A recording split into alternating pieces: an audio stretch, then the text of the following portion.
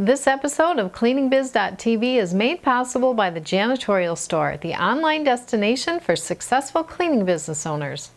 Coming up on today's show, how to follow up with a prospect after submitting a cleaning proposal. I'm Jean Hansen, and this is a show that will help turn your vision into a successful cleaning business.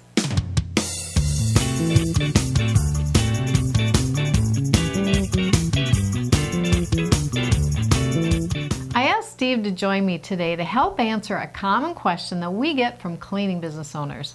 I actually wrote an article for our newsletter last week called, "I submitted my cleaning proposal. Now what?" The reason I wrote the article is because a lot of cleaning contractors do a walkthrough with a prospect, submit a proposal, and then hope they'll get the account. Well, there's nothing wrong with hoping they'll get the account, but the problem is they left the proposal with the prospect, didn't close the sale, and worse yet, didn't schedule a time to follow up. They end up waiting and wondering when the prospect will finally make a decision. So I asked Steve to join me to share some advice about how to solve that problem. Okay, Steve, let me give you the scenario. Let's say you did the walkthrough, you put your proposal together, and you did the right thing. You scheduled an appointment to review the proposal instead of just emailing it or faxing it over. But at the end of your presentation, the prospect doesn't make a decision. What do you do then? Do you just leave and hope for the best? Well, no, I wouldn't suggest that you just leave and hope for the best. That's not the right way to handle that. I think what had happened in that scenario like that there's a lot of things that could have happened. But I think the two most common scenarios that had happened is that, first of all, you didn't fill the expectations of the prospect when you gave your presentation.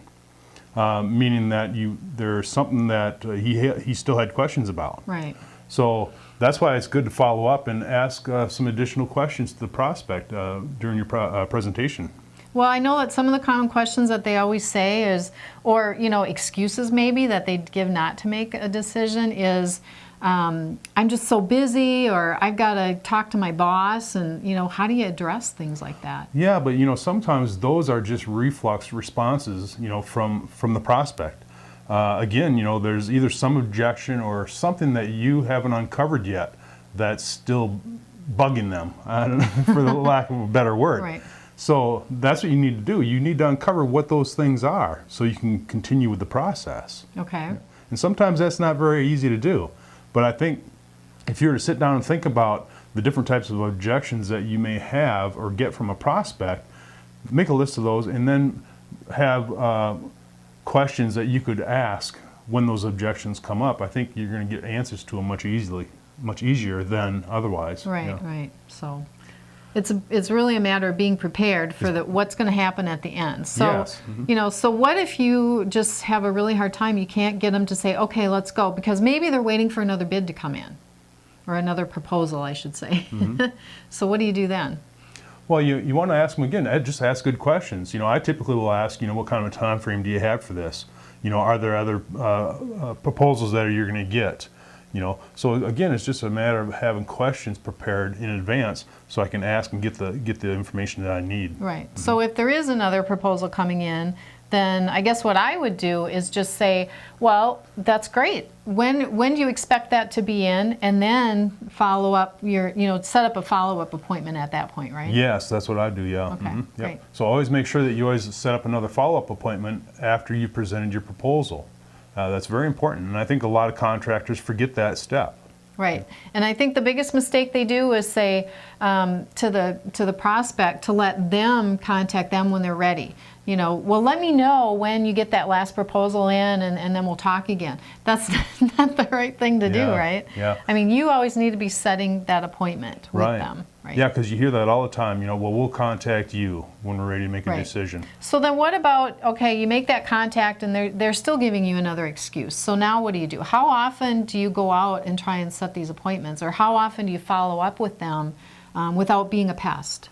Well, I think my rule of thumb is that if I have 2 or 3 objections that come up in front of me and I'm just not getting anywhere with that prospect as far as them giving me answers to where I can uncover what's going on.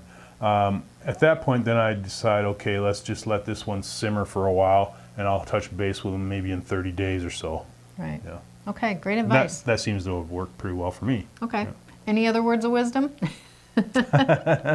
No, not this time. Well, I think that the main thing that we're trying to get across is no matter what you do, if you're doing a walkthrough and you leave, you got to set up the next appointment. If you're presenting a proposal, you always have to set up the next appointment. You never want to let them take control over the situation. I'd like to thank Steve for shedding some light on this common problem cleaning contractors have when submitting proposals. We'd like to keep the conversation going, so all you have to do to share your comments is reply below the video at cleaningbiz.tv. That's it for today's show. I'm Jean Hansen, and you can find me on Facebook, LinkedIn, and Twitter. Just look for the links at cleaningbiz.tv. See you next time.